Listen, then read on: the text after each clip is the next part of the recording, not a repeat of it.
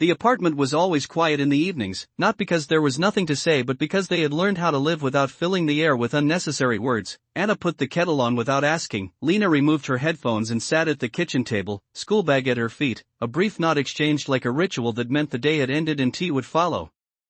Sometimes they smiled, sometimes they did not, but the silence between them was warm and inhabited, like an old blanket that still remembered the shape of the body beneath it.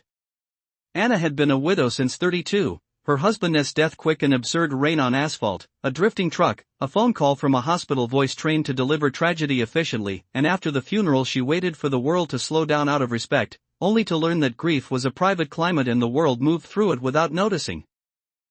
Lena had been 8 then, old enough to remember the smell of her father's coat and too young to understand why someone could simply fail to return. Now she was 17, composed, watchful, already practicing the restraint of adulthood, and Anna's life had narrowed to the steady orbit of those careful eyes. She worked as a bookkeeper because numbers behaved when people did not, because balance could be restored if one stared long enough, and although money was tight their days had rhythm, shared breakfasts, evening meals, the unspoken rule that no one disappeared without a message. That evening Lena was late, not enough to cause panic but enough for Anna to check her phone again and again while pretending she was not counting minutes. And when the door finally opened Lena moved quietly, shoulders tense, answered yet too quickly when asked if she was okay, and went straight to her room, leaving Anna standing in the kitchen listening to a silence that felt wrong. No music followed, and that night Anna dreamed of water filling the apartment, rising soundlessly while Lena stood in the doorway trying to speak with a mouth already full, and she woke before dawn with her heart racing and panic sharp on her tongue. At breakfast Lena barely touched her food, denied that anything had happened, closed the door again, and Anna told herself not to invent dangers, that withdrawal was normal, that fear could be managed if it was not fed. 2 days later Lena did not come home at all, and when the phone rang just before midnight with a hospital number Anna remembered none of the drive, only disinfectant, machines, and her daughter sitting on a bed with her knees drawn up, staring at the wall as if it had betrayed her. There were no wounds that mattered, a nurse spoke calmly, a doctor avoided Anna's eyes, words like assault and investigation floated without weight, and when Anna asked what had happened Lena shook her head once, dry-eyed and absent, and something essential drained from the room. The silence arrived then, not as an explosion but as a seepage under doors, through days and nights, as Lena stopped going to school, flinched at sudden sounds, slept with the light on, woke rigid and breathless as if she had run a great distance without moving. The police came politely, officially, asked questions they would not carry home, spoke of witnesses and footage and mitigation, and Anna learned names not from reports but from whispers and careless posts and a classmate who apologized for knowing. For boys who laughed in photos and kept living. The investigation slowed without announcement, evidence blurred, parents hired lawyers, futures were invoked like shields, and Anna watched with a clarity that felt almost calm as justice looked away when it was convenient. One evening, folding laundry in Lena's room, she found a notebook under the bed, not hidden, just forgotten, filled with broken sentences, dates, and a single phrase written harder each time as if pressure could force meaning into it. Do not let them. And Anna sat on the floor holding it open, not crying, feeling something quieter and heavier take its place, understanding that her life had divided cleanly into 2 parts, before the silence, and everything that would come after. The hospital discharged Lena in the morning, as if daylight could undo what had happened, as if the simple act of leaving the building might return something essential to its place, but Anna understood immediately that whatever had been taken was not something doctors could sign off on. Lena walked beside her without speaking, wrapped in borrowed clothes, eyes lowered, movements careful and precise, like someone navigating a room filled with invisible obstacles. At home she went straight to her room and closed the door, not hard, not gently, just decisively, and that sound, soft wood against frame, settled into Anna's chest and stayed there. Time began to behave strangely after that, stretching and folding in on itself, days passed without shape, nights without rest. Lena stopped attending school after the second panic attack in the hallway, when a boy brushed past her shoulder and she collapsed as if struck, breath tearing itself from her throat while teachers stared, unsure where responsibility ended and discomfort began.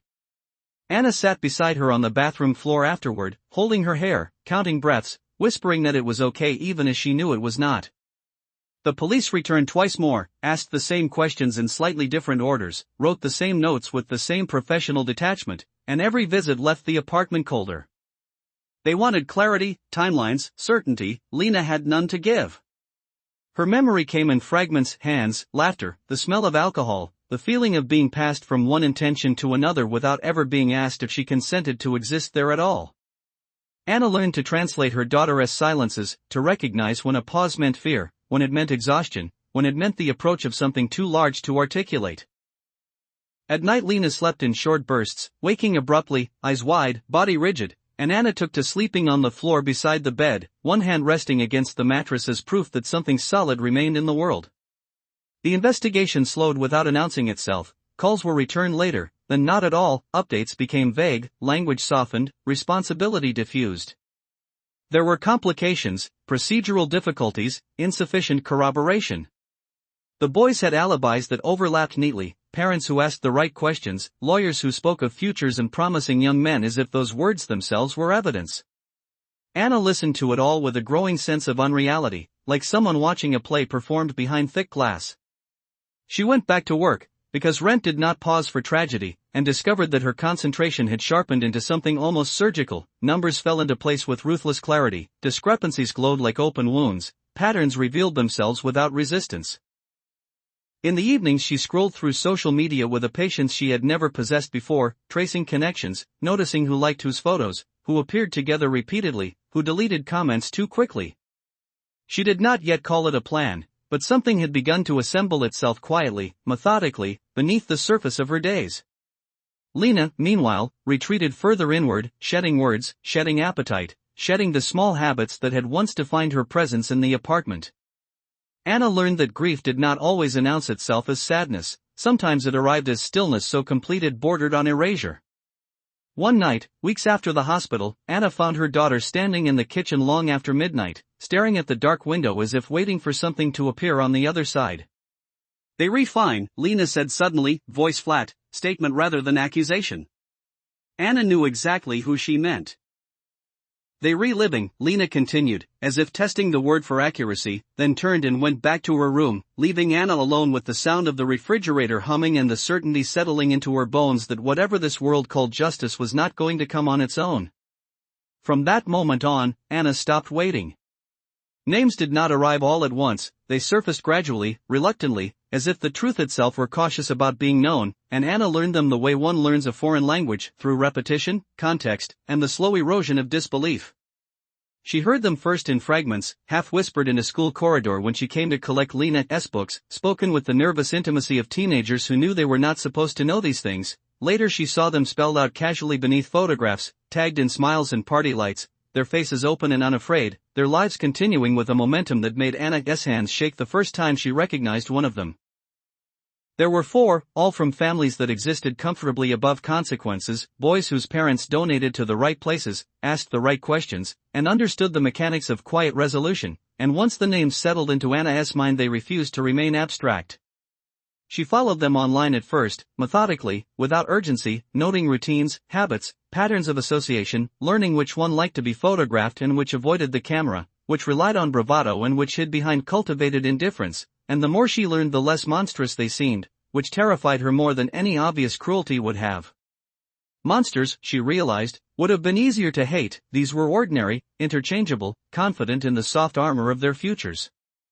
The police confirmed nothing and denied nothing, answering questions with professional vagueness, and when Anna pressed, carefully, politely, she was reminded of procedure, of standards, of the difficulty of prosecuting cases without corroboration, as if those words themselves constituted a moral position. At home Lena reacted to the names with a visible tightening, a withdrawal so immediate Anna learned to stop speaking them aloud, and yet the knowledge existed now between them, an unspoken inventory of people who had passed through Lena's life and left it permanently altered. Anna began to notice how often those names appeared in other contexts, on donor plaques, in local news about scholarships and sports achievements, spoken approvingly by neighbors who did not know what they were praising, and each instance reinforced the same understanding: the system was not broken, it was functioning exactly as designed. She did not yet think in terms of revenge, but she did begin to think in terms of balance, of weight and counterweight, of the way ledgers could be adjusted without drawing attention if one knew where to apply pressure, and it occurred to her with unsettling clarity that while the law required certainty, life often operated on probability. She did not confront anyone, did not threaten, did not reveal her knowledge, instead she listened, stored, cross-referenced, building a private map of relationships and vulnerabilities that grew more detailed by the day. Lena watched her from a distance, sensing a shift she could not name, and Anna understood that whatever she was becoming would need to exist mostly out of sight, because this was not something she could share without transferring the weight to shoulders already bowed. The names settled into place inside her, losing none of their sharpness but gaining purpose, and for the first time since the hospital Anna felt something that resembled direction, not toward healing or forgiveness but toward a colder, more deliberate form of order, one that did not ask permission to exist. Law revealed itself to Anna not through dramatic refusal but through erosion, a slow wearing away of expectation until nothing solid remained, and she learned this in the language of postponements, careful phrasing, and sympathetic expressions that asked for patience while quietly ensuring nothing would change. Meetings were rescheduled, phone calls returned by assistants rather than investigators, statements summarized instead of examined, and every interaction carried the same subtext. This was unfortunate, but it was also inconvenient. When the formal notice arrived that the case would not proceed without further evidence, it was written with such precision that responsibility dissolved completely, leaving only a conclusion that seemed to arrive on its own, as if no one had chosen it. Anna read the letter twice, then folded it neatly and placed it in a drawer, surprised by how little anger accompanied the act, because by then the outcome felt less like betrayal than confirmation. She attended one final meeting at the station, listened as an officer explained standards of proof and the risks of false accusations, and noticed how the conversation subtly repositioned her from mother of a victim to potential source of disruption, a shift so smooth it might have gone unnoticed by anyone not already paying close attention. At home Lena received the news without visible reaction, only a slight tightening around the eyes that Anna had learned to recognize as resignation rather than relief, and it was then that Anna understood the law had failed not only to punish but to acknowledge, had offered neither protection nor closure, only silence dressed up as procedure. She began to think less about what the law forbade and more about what it ignored, about the vast territory of harm that existed beyond its reach, unregulated and therefore uncounted, and this reframing brought with it a dangerous clarity. She did not declare anything aloud, did not mark the moment with ceremony, but something shifted definitively when she stopped waiting for permission, when the question of whether she was allowed to act was replaced by the question of whether she could afford not to. The law had drawn its line, and Anna stepped beyond it without drama, not in defiance but in quiet recognition, understanding that from this point forward whatever balance was restored would not be credited to any system that claimed moral authority. What Anna undertook did not feel like transformation so much as refinement, a narrowing of attention until only what mattered remained, and she approached it the way she had learned to approach everything else in her life, methodically, without haste, and with an acceptance that mistakes were more dangerous than hesitation. She did not imagine herself as someone capable of violence, and so she excluded it early, not out of mercy but practicality, recognizing that force drew eyes, simplified narratives, and invited consequences she could not control. Instead she studied people the way she studied accounts, learning where pressure accumulated, where excess hid, where a single adjustment could ripple outward unnoticed. She read about financial fraud, about reputational collapse, about how small truths released at the right moment could dismantle structures far larger than the sum of their parts, and she practiced patience with the discipline of someone who had already survived waiting for things that never returned. Her work sharpened in tandem with her purpose, discrepancies leapt out at her, patterns revealed themselves with startling ease, and she realized that the skills she had spent years dismissing as mundane were, in fact, weapons of a quieter kind. She listened more than she spoke, cultivated anonymity, learned how to ask questions that sounded harmless and to exit conversations before curiosity could attach itself to her presence. At home she maintained routine with deliberate care, understanding that predictability was a form of protection for Lena, who remained fragile and inward, measuring each day by what it did not demand of her. Anna did not tell her daughter what she was doing, and she did not ask for permission, knowing that consent would only create another wound if it were refused. And yet every step she took was shaped by an acute awareness of the line she could not allow herself to cross. This was not about spectacle or confession or catharsis, it was about consequence, about restoring a sense of gravity to actions that had been allowed to float free of it, and as the plan began to coalesce, not as a single decisive act but as a sequence of inevitabilities, Anna felt neither triumph nor fear, only a steady, almost clinical resolve, the kind that comes when all alternatives have already been exhausted. The first was not chosen because he was the worst, only because he was the weakest point in the structure, the one whose confidence depended most heavily on appearances, and Anna understood that systems rarely collapsed from a single blow but often began to fail at their margins. He was interning at his uncle's firm, a placement secured through familiarity rather than merit, and Anna discovered quickly that his casual arrogance extended to carelessness, to expenses rounded too generously, to signatures assumed rather than verified. She did not fabricate anything, she never needed to. She assembled what already existed, aligned timelines, highlighted inconsistencies, and released the information with careful precision, ensuring it reached exactly the people who would be forced to act in order to protect themselves. The response was swift and disproportionate, as self-preservation so often is. Internal audits, sudden distance, phone calls no longer returned. Within weeks the internship ended quietly, without explanation, and whispers followed him into every subsequent opportunity, questions that could not be answered cleanly once they had been asked. Anna watched the consequences unfold from a distance, not with satisfaction but with attentiveness, monitoring the spread the way one monitors a reaction to confirm it is proceeding as expected. When Lena mentioned his name one evening in passing, noting that people at school were talking, Anna felt a brief tightening in her chest, not from guilt but from the knowledge that this was no longer hypothetical. Something had been set in motion, and it was working. The boy did not know who had done it, only that the ground beneath him had shifted without warning, that doors he assumed would open now remained closed, and Anna accepted this asymmetry as necessary. Explanation would only restore a sense of control he no longer deserved. That night she slept deeply for the first time in months, not because anything had been resolved, but because the waiting had finally ended, replaced by action, and she understood with sobering clarity that this was only the beginning. The change did not announce itself, but it propagated nonetheless, subtle shifts accumulating until even those who benefited from silence began to sense that it was no longer holding. The remaining boys grew cautious, social media scrubbed clean, parties avoided, laughter dulled into something rehearsed, and Anna observed this tightening with professional detachment, aware that fear, once introduced, had a tendency to multiply on its own.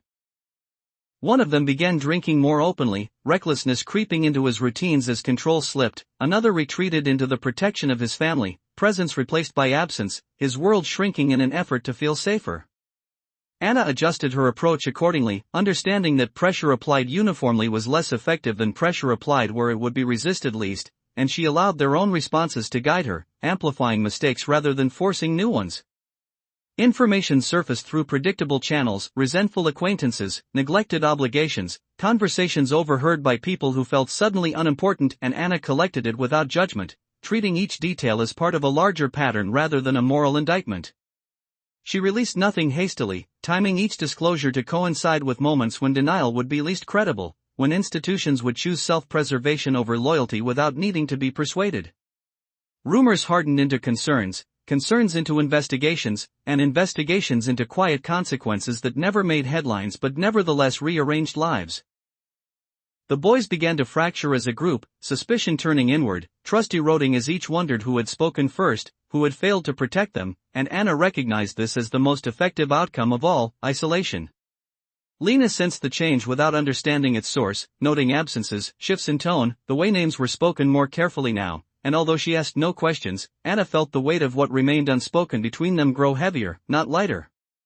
She told herself that this discomfort was part of the cost, that protection sometimes required deception, and yet she remained vigilant for signs that she had miscalculated, that the pressure might rebound toward the wrong target. It did not. Instead it continued to build, inexorable, indifferent to pleas or explanations, and Anna understood that what she was doing was no longer simply reactive but structural, altering the environment in which these men existed so that harm could no longer pass unnoticed. By the time the second life quietly derailed, she no longer marked milestones, only adjusted parameters, aware that the end would not arrive with a single decisive moment but with a gradual exhaustion of possibility, when there would be nowhere left to hide and nothing left to leverage except the truth itself.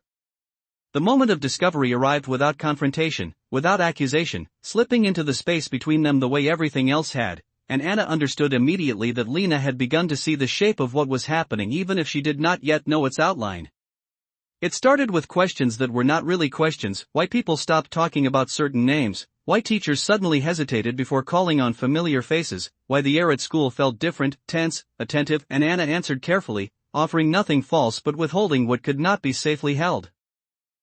Lena watched her more closely now, studying expressions, pauses, the way Anna sometimes grew distant while staring at nothing, as if tracking movements only she could see, and one evening, without preamble, Lena said, "You're redoing something," not accusing, not grateful, simply stating a fact. Anna did not deny it, because denial would have been another violence, and instead she sat beside her daughter on the couch and let the silence stretch until it could bear the weight of truth without breaking.